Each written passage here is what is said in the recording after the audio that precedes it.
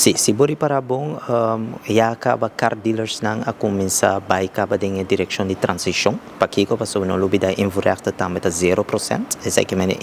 enfoque, para o qual que parte de eigenlijk parte de elétrico e transição entre gasolina para elétrico of hybrids também. Aqui não está um rol mais tanto na uma que se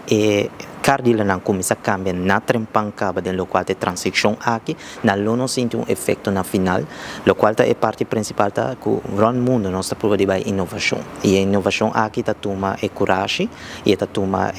parte na uma iniciativa para começar a enfocar arriba lo qual de transição e também tem seu benefício não, porque uninanta entre outros, bota paga 0% de inverter e também bota número plato que está 99 florin em vez de 200 ou 300 florin e também bota benefício na lo qual é car dealer está donando bota menos bota pagando no qual está service e veículo. Des e também é parte na uma coisa, que bota bem 4 biapa aí bem service para auto, bota bem importar 2 biapa aí, tá dependendo do uso não de lo qual bota se uso de veículo. E principal também tá com 400 para cada quilômetro que bota se uso bolos para basta, de lo qual é parte de auto não de electric of híbrido. Tendo na conta maneira que boa pergunta tá principalmente tá medo, se tem medo de lo qual é parte de que colo passa com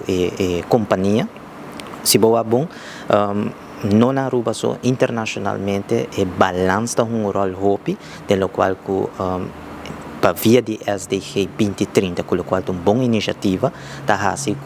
pouco a pouco o governo se desperta para encorajar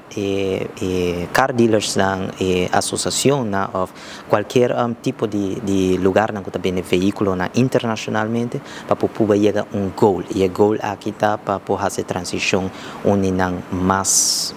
algo para o futuro que men esse é o enfoque que para não queda atrás.